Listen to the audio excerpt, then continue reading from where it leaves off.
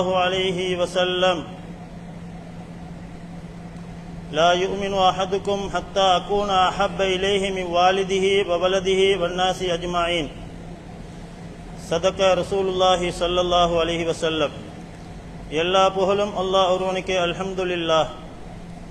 சலாத் என்னும் கருணையும் சலாம் என்னும் ஈடேற்றமும் சத்திய தூதர் சன்மார்க்க போதகர் சாந்தி நபி ஸல்லல்லாஹு அலைஹி வஸல்லம் அன்னாரின் பேரிலும் அன்னாரின் வாழ்க்கை வழிமுறைகளை பின்பற்றி வாழ்ந்த உத்தம சஹாபாக்கள், தாபிஊங்கள், தபஉ தாபிஈங்கள், கியாமத்து நாள் வரையிலும் அன்னாரின் வாழ்க்கை வழிமுறைகளை பின்பற்றி வாழக்கூடிய உண்மையான முஃமின்கள் முஸ்லீம்கள் அனைவர்கள் மீதும் உண்டாவதாக. இந்த சபையை அழகான முறையில் தலைமை தாங்கி நடாத்தி கொண்டிருக்கும் ஷேகுனா அவர்கள், முர்ஷித் பாபா அவர்களுக்கும் ஏனைய இந்த தரீகாவை சாய்ந்த ஹலீஃபாக்கள், முகத்தமீங்கள், முரீதீங்கள், முன்ஷிதீங்கள், ஏனைய பெரியார்கள், சிறார்கள் அனைவர்கள் மீதும் அஸ்ஸலாமு அலைக்கும் வரஹ்மத்துல்லாஹி வபரகாத்துஹு.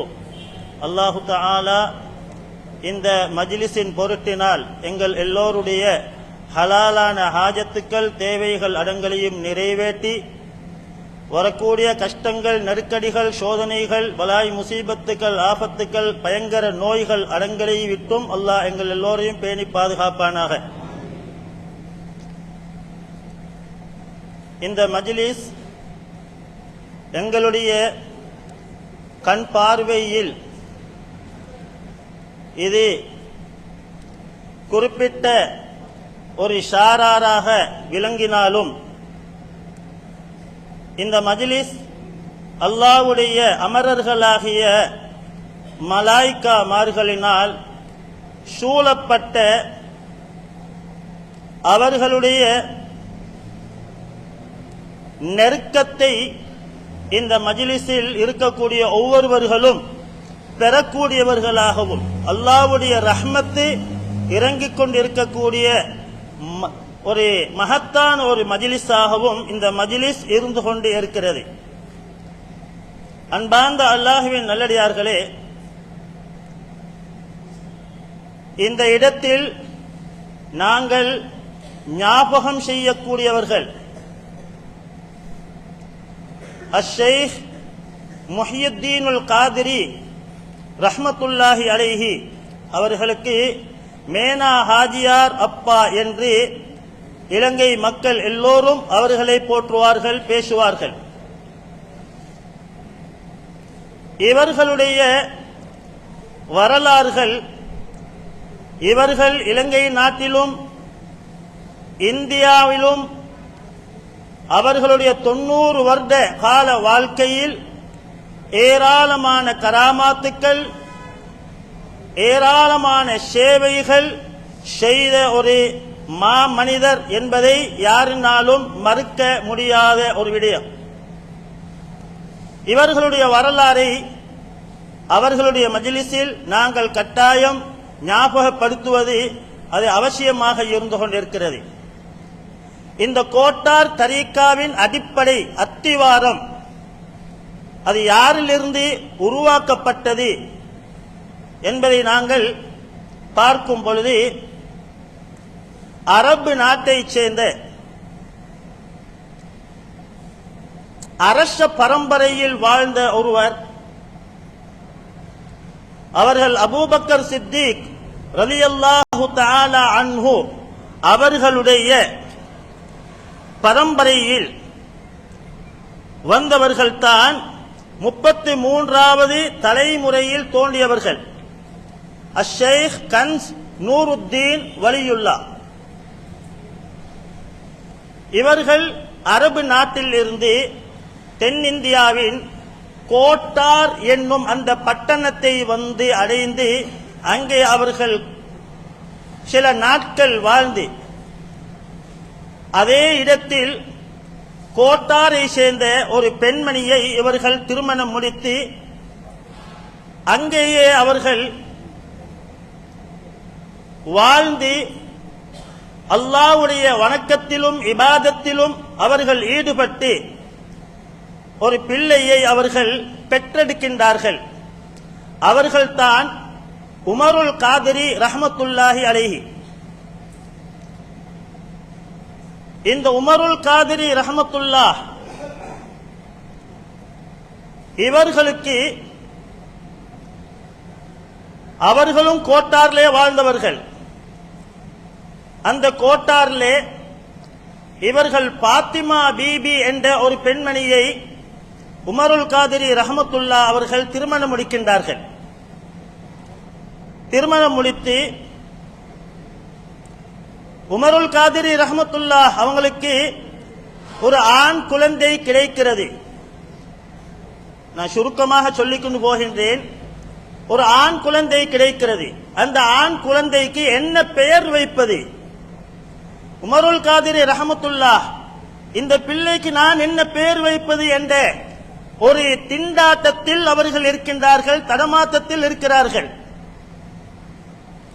அவர்கள் ஒரு நாள் தூங்கும் பொழுது கனவிலே கௌசுல் ஆலம் முஹியுத்தீன் அப்துல் காதிர் ஜீலானி கத்தஸல்லாஹு சிர்ரஹுல் அசீஸ் அவர்கள் தோன்றினார்கள். கனவிலே வந்ததும் உமருல் காதிரி ரஹ்மத்துல்லாஹ் அவங்க தந்த பிள்ளைக்கு என்ன பெயர் வைக்க வேண்டும் நாயகமே என்று அவர்களிடத்திலே மன்றாடி, என் பிள்ளைக்கு ஒரு அழகான ஒரு பெயரை சூட்ட வேண்டும், தாங்கள் தான் அந்த பெயரை எனக்கு சொல்ல வேண்டும். குத்துபு நாயகம் அவங்க கனவிலே சொன்னாங்க, அன உஹியுத்தீன், நான் மார்க்கத்தை ஹயாத்தாக்க கூடியவன், முழு உலகிலும் மார்க்கத்தை பரப்பக்கூடியவன் நான். அதே பாக்கியம் உங்களுடைய பிள்ளைக்கும் கிடைக்க வேண்டும். உங்களோட பிள்ளையும் அவ்வாறே முழு உலகத்திலும் மார்க்கத்தை ஹயாத்தாக்க வேண்டும். ஆகவே என்னுடைய பெயரையே நீங்கள் வையுங்கள், முஹியுத்தீன் என்ற பெயரை வையுங்கள் என்று சொல்லிவிட்டு, இவர் என்னுடைய நெருங்கின ஒரு நண்பராக இருப்பார். இவர் சாதாரண ஒரு மனிதர் அல்ல, முழு உலக மக்களினாலும் போற்றப்படக்கூடிய புகழப்படக்கூடிய பல மஷாயிகுமார்களுக்கு தலைவராக இருக்கக்கூடிய ஒரு மனிதர், என்னுடைய நெருங்கின ஒரு நண்பர். சொல்லிவிட்டு சொன்னாங்க, இவருடைய முதுகந்தண்டில் 4 மாணிக்கங்கள் ஜொலித்துக் கொண்டிருப்பதை நான் பார்த்துக் கொண்டிருக்கிறேன். இவர்களுடைய முதுகந்தண்டில் 4 மாணிக்கங்கள் ஜொலித்துக் கொண்டிருக்கிறது. இப்படி சொல்லிவிட்டு குத்துபு நாயகம் மறைந்து விட்டார்கள். உமருல் காதிரி ரஹ்மத்துல்லா விழித்து சந்தோஷத்தின் உச்சத்தில் அவர்கள் ஓடோடி வந்து தன் பிள்ளையை கையில் தூக்கி குத்துபு நாயகம் அவர்கள் சொன்னது போல முஹியுத்தீன் என்ற அந்த பெயரை அந்த பிள்ளைக்கு சூட்டினார்கள். அன்பார்ந்த அல்லாஹ்வின் நல்லடியார்களே, இவர்கள்தான் இன்றைக்கு எருமைக்குழி அப்பா என்றும் ஷேக் முஹியுத்தீன் சாலிஹுல் யக்கீனுல் காதிரி ரஹ்மத்துல்லாஹ் என்றும் இந்தியாவிலும் இலங்கையிலும் அழைக்கப்படக்கூடியவர்களாக இருக்கின்றார்கள். அஷேக் யக்கீனுல் காதிரி ரஹ்மத்துல்லாஹி அலைஹி இவர்கள் குத்துபு நாயகம் அவங்களுடைய பேர பிள்ளையாகிய உஸ்மானுல் பக்தாதி ரஹ்மத்துல்லாஹி அலைஹி அவர்களுடைய கரம் பிடித்து நேரடியாக இஜாசத்தை பெற்று அவர்களிடத்திலே பையத்தும் பெற்று அவர்களிடத்திலே ஞான கல்வியையும் படித்தார்கள். இவர்கள் ஷேக் முஹியுத்தீன் சாலிஹுல் யக்கீனுல் காதிரி ரஹ்மத்துல்லாஹ் இவர்களுடைய வாலிப வயசிலே அவர்களுக்கு தேவையான ஒரு காமிலான ஒரு ஷேகை நான் அடைந்து கொள்ள வேண்டும் என்று அவருடைய ஊரை விட்டு பல்லாயிரம் மைலுக்கு அப்பால் அவர்கள் நடந்து செல்கிறார்கள். காடு வனாந்தரமெல்லாம் தாண்டி உலக ஆசைகள் இன்பங்கள் எல்லாவற்றையும் தியாகம் செய்துவிட்டு அந்த வாலிப வயதில் ஒரு காமிலான ஒரு ஷேகை நான் சந்தித்து அவரிடத்தில் கல்வி ஞானத்தை நான் அடைந்து கொள்ள வேண்டும் என்ற நோக்கத்தோடு அவர்கள் போகின்றார்கள். ஒரு வனாந்தர காட்டில் சென்று கொண்டிருக்கும் பொழுது ஐவாய் மிருகங்களுடைய அந்த வாசங்கள் வீசக்கூடிய ஒரு பயங்கரமான ஒரு இடம். இவர்களுக்கு களைப்பு ஏற்பட்டு ஒரு பால் மரத்தடியில் தூங்குகிறார்கள். அந்த கனவில் குத்துபு நாயகம் அவங்க ஒரு பச்சை நிற குதிரையில் வந்து, முஹியுத்தீனே, உங்களை போன்றவர்கள் எல்லாம் அவர்களுடைய ஆசையில், மோகத்தில், இன்பத்தில் ஈடுபட்டுக் கொண்டிருக்கக்கூடிய அந்த நேரத்தில் நீங்கள் உங்களுடைய எல்லா இச்சைகளையும் எல்லா ஆசைகளையும் தியாகம் செய்து இந்த இடத்தில், பயங்கரமான இந்த இடத்தில் ஒரு நல்ல நோக்கத்தோடு ஒரு ஷேகை அடைந்து கொள்ள வேண்டும் என்று வந்திருக்கிறீர்களே என்று சொல்லிவிட்டு குத்துபு நாயகம் அவங்க கனவில் அவங்களோட முபாரக்கான கையினால மூஞ்சி, கைகால் எல்லாத்தையும் அப்படியே தடவினார்கள். தடவி, நீங்கள் இப்பொழுது திரும்பி உங்களுடைய ஊருக்கே போங்கள். உங்களுடைய ஊரில் உங்களுடைய ஷேக் உங்களுக்கு அறிவு ஞானத்தை ஊற்றக்கூடிய ஒரு மாமேதை, என்னுடைய பேரப்பிள்ளை உஸ்மானுல் பகதாதி ரஹ்மத்துல்லாஹி அலைஹி உங்களுடைய வீட்டில் காத்துக் கொண்டிருக்கிறார்கள். விழித்து பார்க்கின்றார்கள். சந்தோஷம் மிஞ்சி ஓடோடி வருகிறார்கள். வந்து பார்த்தால் உஸ்மானுல் பகதாதி ரஹ்மத்துல்லா வீட்டிலே இருக்கிறார்கள். வந்ததும் அவர்களை சந்தித்து கெட்டி அணைத்து முத்தமிட்டு அவர்களிடத்திலே நடந்த விடயத்தை சொன்னார்கள். உடனே பையத்து கொடுக்கல. என்ன செஞ்சாங்க? நீங்கள் உங்களுடைய வாலிப வயதில் ஒரு பக்குவ நிலையை அடைய வேண்டும், 40 நாட்கள் கல்வத்தில் இருக்க வேண்டும். நீங்கள் கல்வத்தில் இருந்து உங்களை ஒரு பரிபூர்ண மனிதனாக நீங்கள் உங்களை ஆக்கி உங்களுடைய நிலைமையை மாற்றி அதற்கு பின்னால் வாருங்கள், உங்களுக்கு நான் பையத்து தருவேன். உஸ்மான் உல் பகதாதி ரஹ்மத்துல்லா அவங்க 40 நாள் கல்வத்தில் இருக்கும்படி சொல்லிவிட்டு ஒரு இடத்திலே இருக்கும்படி சொன்னாங்க. இவங்க சுலைமானுல் யகீனுல் காதிரி ரஹ்மத்துல்லா அவங்களோட வீட்டிலே அப்படியே 40 நாட்கள் இருந்து கொண்டே இருந்தாங்க. குத்துபு நாயகம் அவங்களோட பேரப்பிள்ளை உஸ்மானுல் பகதாதி ரஹ்மத்துல்லா. அன்பார்ந்த அல்லாஹ்வின் நல்லடியார்களே, 40 நாட்கள் கல்வத்திலே இருந்து அவர்கள் வந்தார்கள். வந்ததன் பின்னால் அவங்க பையத்து பெற்று அவர்கள் அவங்களுக்கிட்டேயே எல்லா ஞானங்களையும் படித்து அறிவுகளை படித்து ஒரு மாமேதையாக பெரும் ஒரு அறிவு கடலாக அவர்கள் மாறினார்கள். மாறி இவர்கள் முஹியுத்தீன் யகீனுல் காதிரி ரஹ்மத்துல்லா அவர்கள் திருமணம் முடிக்கின்றார்கள். திருமணம் முடித்து அவர்களுக்கு 4 குழந்தை. குத்துபு நாயகம் சொன்னாங்களே, பேர் வையுங்க, இந்த ஏண்ட பேரை வையுங்க, இவர்களே ஒரு 4 மாணிக்கம் ஜொலிக்கிறதை நான் பார்த்துக் கொண்டிருக்கிறேன் என்று சொன்னார்கள். அந்த 4 மாணிக்கங்கள் குத்துபு நாயகம் அவங்க சொன்னது போல 4 பிள்ளைகள் சுலைமானுல் யகீனுல் காதிரி ரஹ்மத்துல்லா அவங்களுக்கு கிடைக்கிறது. அந்த 4 பேரில் 3வது பிள்ளைதான் சுலைமானுல் யகீனுல் காதிரி, சுலைமான் அல் காதிரி ரஹ்மத்துல்லா அலைஹி. சுலைமான் அல் காதிரி ரஹ்மத்துல்லா அவங்களுக்கு 4 பிள்ளைகள்.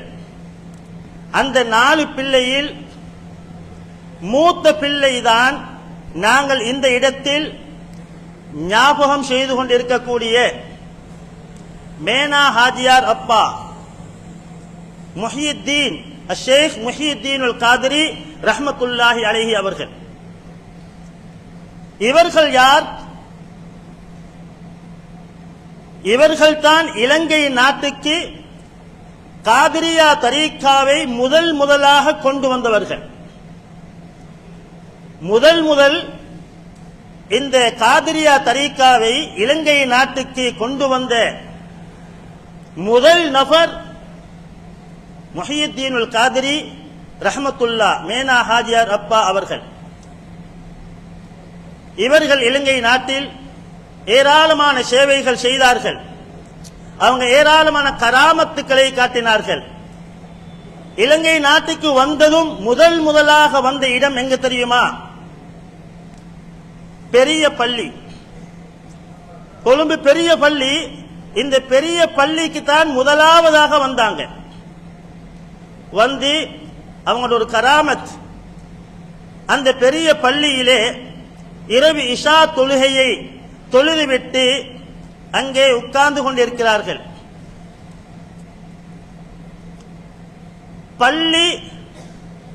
பள்ளியை மூடுவதற்காக அந்த பள்ளியின் முஅஸ்ஸின் அவர்கள் வந்து மேனா ஹாஜியார் அப்பா அவங்கள பார்த்து, அவங்களுக்கு யாரு எவரு எங்க ஒன்றுமே தெரியா, சொன்னாங்க பள்ளி மூட டைம் சரி, நீங்க வெளியில போங்க,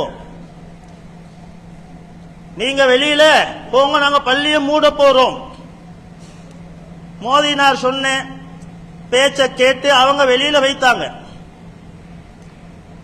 மோதினார் பள்ளியுடைய எல்லா கதவுகளையும் மூடி லொக் பண்ணி துறப்ப எடுத்துக்கொண்டு அவர் போயிட்டாரு.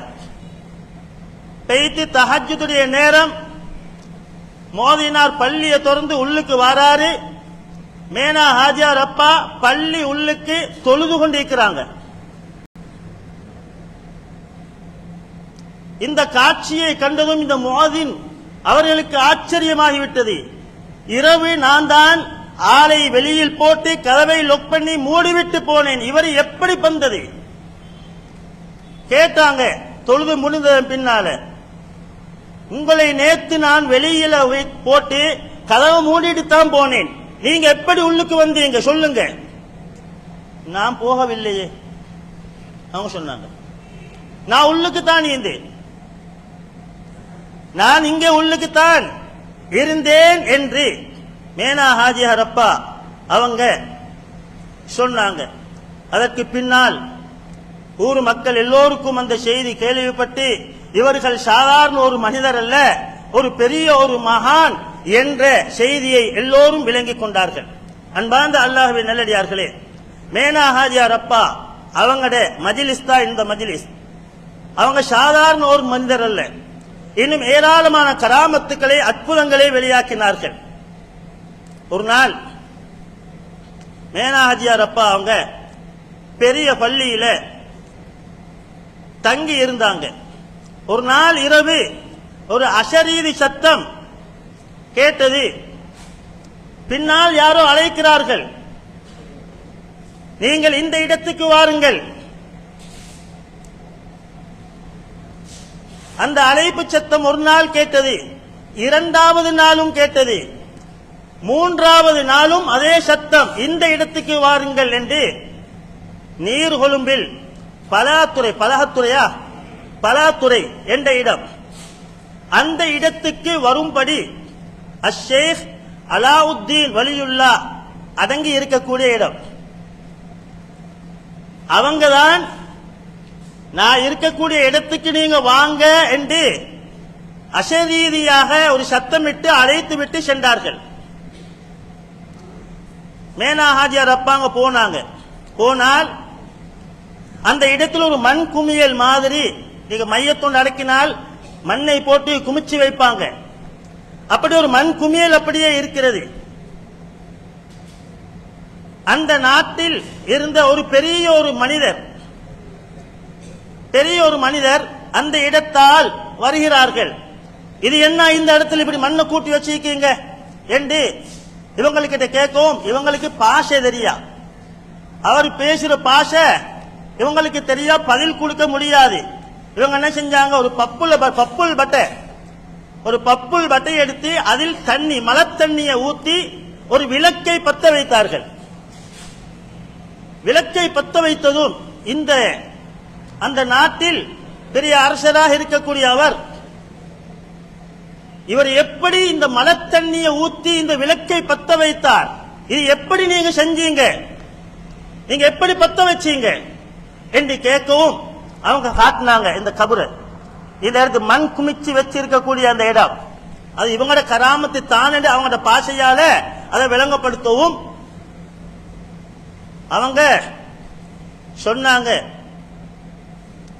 எனக்கு ஒரு தமிழர் அவங்க சொன்னாங்க, இந்த இடத்தில் இருக்கக்கூடியவர்கள் சாதாரண ஒரு மனிதர் அல்ல. இந்த இடத்தை முழுமையாக உங்களுக்கு நான் எழுதி தருகிறேன் என்று அந்த ஏரியாவை ஃபுல்லாக அவங்களுக்கு எழுதி கொடுத்துவிட்டு சென்று விட்டார்கள். அந்த இடத்திலும் இப்பொழுது பள்ளிவாசல்கள் கட்டப்பட்டு இருக்கின்றது. அது மாத்திரமின்றி மேனா ஹாஜியார் அப்பா அவங்க இன்னொரு கராமத், அவங்க நெருங்கின ஒரு முரீத், ஒரு விலாயத்தை பெற்ற ஒரு வலியுல்லாவுக்கு ஒரே இடத்தில் இருந்து கொண்டு பல இடத்துக்கு சமூகம் அளிக்கத்துக்கு ஏழும் அவங்க சக்தி பெற்றவர்கள் என்பதற்கு ஒரு ஆதாரமாக இந்த கராமத் இருந்து கொண்டிருக்கிறது. அவங்களோட நெருங்கின ஒரு முரீத், அவங்க ஒரு மாம்பழ மரம், அந்த மரத்தை ஆசையோட ஆர்வத்தோடு அதை நாட்டி வளர்த்து அந்த மரம் சாதாரண ஒரு நிலைமைக்கு வந்து கொண்டிருக்கும் பொழுது அந்த மரம் இதற்கு பின்னால் இது தலை தூக்குமா என்று சந்தேகிக்கப்படக்கூடிய அளவுக்கு அந்த மரம் அப்படியே மாண்டு விட்டது. அந்த மரம் அப்படியே செத்து விட்டது. இவங்களுக்கு சரியான கவலை. அந்த கவலை பொறுக்க முடியாது. ஏன்னா ஆசையோடு இன்பத்தோடு அந்த மாமரம் வளர்ந்து வருவதை எதிர்பார்த்து கொண்டிருந்த அந்த முரீத் என்ன செய்ய, அவர் கவலையோடு ஒரு நேர்ச்சை, ஒரு நதிர் வைக்கிறார்கள். இந்த மரம் செத்து விட்டது, இது மருக தலைத்து அழகான முறையில் வளர்ந்து இதில் காய் காய்க்கும். காய் காய்த்தால் அதில் முதல் கனியை மேனா ஹாஜியார் அப்பா அவங்களுக்கு நான் காணிக்கையாக கொண்டு போய் கொடுப்பேன், அவர்களுக்கு நான் ஒரு விருந்து உபசாரம் நான் செய்வேன் என்று நேர்ச்சை வைத்தார்கள். நேர்ச்சை வைத்ததன் பின்னால் சில நாட்களில் அந்த மரம் அழகான முறையில் தளித்து வளர்ந்து அதில் காய் காய்த்து மேனா ஹாஜியார் அப்பா அவங்கள வீட்டுக்கு அழைத்து கொண்டு வந்து அந்த கனியையும் கொடுத்து வீட்டிலே விருந்து உபசாரம் செய்து அழகான முறையில் அவங்களை கண்ணியப்படுத்தி கௌரவப்படுத்தி அவங்களை திரும்ப இருந்த இடத்துக்கு கூட்டிக் கொண்டு போகின்றார்கள். கூட்டிக் கொண்டு போய் விட்டதும் அந்த இடத்தில் இன்னொரு மனிதர் அவர் கேட்டார், நீங்க ஏன் வந்தீங்க? இல்ல, மேனா ஹாஜியார் அப்பா அவங்கள நான் கூட்டிக்கொண்டு வந்தேன். இப்ப எங்களோட வீட்டுக்கு இன்றைக்கு எங்களோட ஒரு ஃபங்க்ஷனுக்கு எங்களோட ஒரு மஜ்லிஸுக்கு விருந்து உபசாரத்துக்கு அவங்க வந்தாங்க. அது முடிஞ்சு நான் இப்பதான் கூட்டிக்கொண்டு வந்தேன். இவங்க பாக்குறாங்க அவங்க வீட்டு ஃபங்க்ஷனையும் முடிச்சிட்டு அவங்க கூட்டிக்கொண்டு போனாங்க. அவர் சொல்றாரு இன்றைக்கு எங்கட வீட்டுக்கும் வந்தாரு. இப்படி இரண்டு இடத்துக்கும் ஒரே நேரத்தில் அவர்கள் சமூகம் அளித்து அந்த விருந்து உபசாரத்தில் கலந்து கொண்ட வரலாறு அவங்களோட கராமாத்துகளில் பதியப்பட்ட உண்மையாக இருந்து கொண்டிருக்கிறது. அன்பார்ந்த அல்லாஹ்வின் நல்லடியார்களே, இப்படி அவங்களோட ஏராளமான செய்திகள் இருக்கிறது. இது அவங்களோட வரலாறின் ஒரு சுருக்கம். அன்பார்ந்த அல்லாஹ்வின் நல்லடியார்களே, இந்த மஜ்லிஸை அவங்க இந்த இடத்தில் எத்தனை பேர் இருக்கிறார்கள் என்பது எங்களுக்கு தெரியாது. ஆனால் கபரிலே வாழ்ந்து கொண்டிருக்கக்கூடிய அந்த இறைநேசர்கள் அவர்களுக்கு இந்த இடத்தில் எத்தனை பேர் இருக்கிறார்கள், யாருடைய பிள்ளைகள், யாருடைய மகன், இதையெல்லாம் அவங்க அறிந்து கொண்டு பார்த்து கொண்டிருக்கிறார்கள். இது நான் சொல்லுவதல்ல, குர்ஆன் சொல்லும் உண்மை. குர்ஆனில் அல்லாஹு தஆலா சொல்கின்றான், நாயகமே நீங்கள் சொல்லுங்கள், ஃபகுலேமலு அமல் செய்யும்படி சொல்லுங்கள், அமல் செய்யும்படி சொல்லுங்கள். அந்த அமலை ஃபஸயரல்லாஹு அமலக்கும் வரசூலுஹு வல் முஃமினூன். செய்யக்கூடிய அந்த அமலை அல்லாஹ்வும் பார்த்து கொண்டிருக்கின்றான், அல்லாஹ்வுடைய ரசூலும் பார்த்து கொண்டிருக்கிறார்கள், முஃமின்களும் கபரிலே இருந்து பார்த்து கொண்டிருக்கிறார்கள். இது யார் சொல்வது? இறைவன் சூரத்து தௌபாவில் இந்த குர்ஆன் ஆயத்தின் மூலம் மரணித்தவர்கள் கபரிலே இருந்து எங்களை பார்த்து கொண்டிருக்கிறார்கள் என்ற அந்த செய்தியை இந்த ஆயத்தின் மூலம் அல்லாஹு தஆலா எங்களுக்கு விளங்கப்படுத்தி காட்டுகின்றார். இந்த குர்ஆன் ஆயத்துக்கு நிகராக அருமை தூதர் ஸல்லல்லாஹு அலைஹி வஸல்லம் அவங்க ஒரு ஹதீஸை சொல்லுவாங்க. இன்ன அஅமாலக்கும், நிச்சயமாக நீங்க செய்யக்கூடிய அமல்கள், துஅரது அலா அகாரிபிக்கும் வ அஷாயிரிக்கும், உங்களுடைய உறவினர்கள், உங்களுடைய குடும்பத்தார்கள், கபரிலே இருக்கக்கூடிய உங்களுடைய எல்லா மக்களின் மீதும் நீங்க செய்யக்கூடிய அமல்கள் எடுத்து காட்டப்படுகிறது. சொல்லிவிட்டு சொன்னாங்க ஸல்லல்லாஹு அலைஹி வஸல்லம், இன் கான கைரன், துனியாவிலே அவங்களுடைய உறவினர்கள், குடும்பத்தார்கள், முஃமின்கள் செய்யக்கூடிய இந்த அமல் நல்ல அமலாக இருந்தால் இஸ்தப்ஷரு பிஹி, அந்த கபராளிகள் அதை கொண்டு சந்தோஷம் அடைவார்கள். இதோ என்ற குடும்பம், இதோ என்ற பிள்ளைகள், இதோ என்ற உறவினர்கள் நல்ல அமலிலே ஈடுபடுகிறார்களே என்று அந்த கபராளிகள் சந்தோஷம் அடைவார்கள் என்று அருமை தூதர் ஸல்லல்லாஹு அலைஹி வஸல்லம் சொன்னாங்க. அதோடு நிறுத்திவிடல. இன்றைக்கு சொல்வாங்க, கபராளிகளின் மூலம் எங்களுக்கு பிரயோஜனம் இல்லை, எங்களால கபராளிகளுக்கு பிரயோஜனம் இல்லை என்று சொல்லக்கூடியவர்கள் இதை நன்றாக விளங்கிக் கொள்ள வேண்டும். சொன்னாங்க, இன்னும் நல்ல அமலாக இருந்தால் கபராளிகள் சந்தோஷம் அடைவார்கள். இன்கான ஷர்ரன், அந்த கபராளிகள் துனியாவிலே செய்யக்கூடிய அந்த மோசமான அமலை பார்த்துக்கொண்டு, பாவமான செயல்களை, கெட்ட நடத்தைகளை, வாங்க வாங்க செல்ல முடியும்,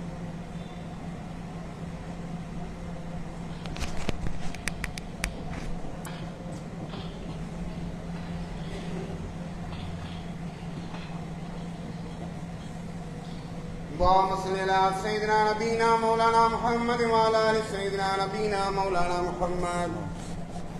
الله اكبر الله اكبر الله اكبر الله اكبر الله اكبر. اشهد ان لا اله الا الله اشهد ان لا اله الا الله اشهد ان لا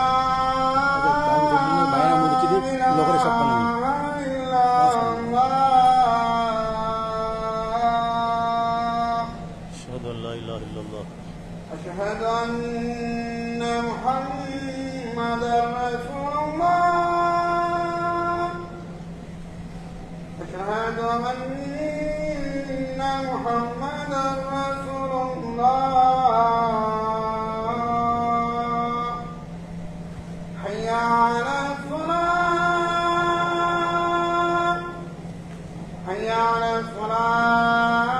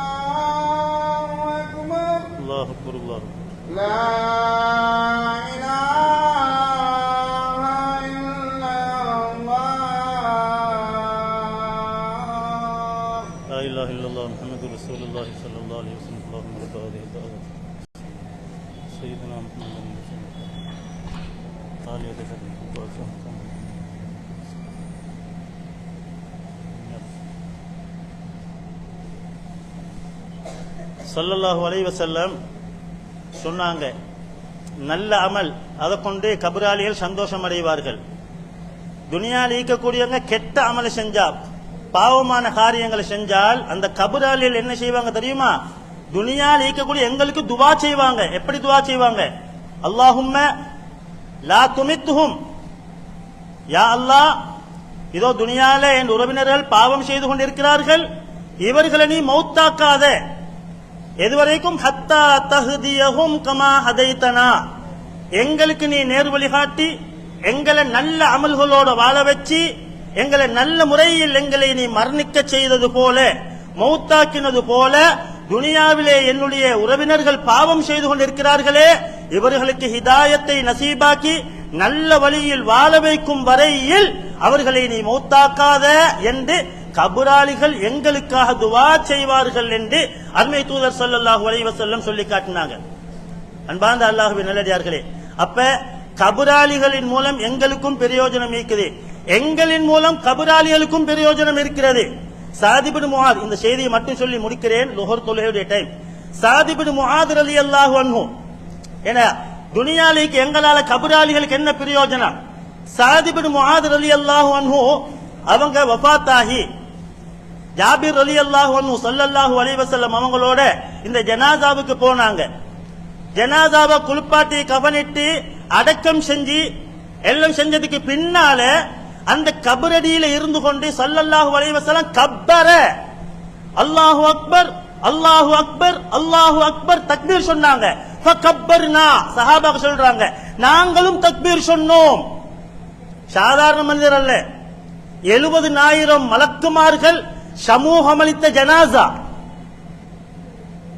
அப்படிப்பட்ட ஒரு மகானுடைய அந்த ஜனாசாவை அடக்கம் செஞ்சிட்டு ஸல்லல்லாஹு அலைஹி வஸல்லம் சொன்னாங்க கப்பர்னா வஸப்பஹ, ஸல்லல்லாஹு அலைஹி வஸல்லம் சுப்ஹானல்லாஹ் சுப்ஹானல்லாஹ் சொன்னாங்க. ஃபஸப்பஹ்னா, நாங்களும் சுப்ஹானல்லாஹ் சொன்னோம். அருமை சஹாபாக்களுக்கு ஆச்சரியம், இது என்னடா வலமைக்கு மாத்தமா ஸல்லல்லாஹு அலைஹி வஸல்லம் இப்படி ஒரு கபர்ல அடக்கம் செஞ்சதுக்கு பின்னால அந்த கபரடியில நின்று கொண்டு இப்படி செஞ்சாங்க.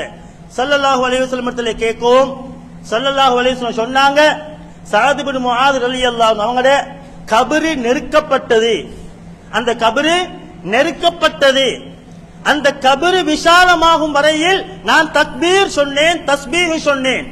அப்ப ஸல்லல்லாஹு அலைஹி வஸல்லம் செஞ்ச அந்த தஸ்பீஹின் மூலம், அந்த தக்பீரின் மூலம் அந்த கபரு விசாலமானது என்ற ஹதீஸ் திருமிதி ஷரீஃபிலே பதிவு செய்யப்பட்ட ஹதீஸ்.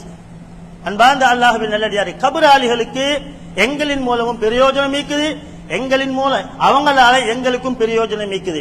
கபராளிகள் இந்த மஜ்லிஸை பார்த்து கொண்டு இருக்கிறாங்க, அவங்க துவா செஞ்சு கொண்டு இருக்கிறாங்க.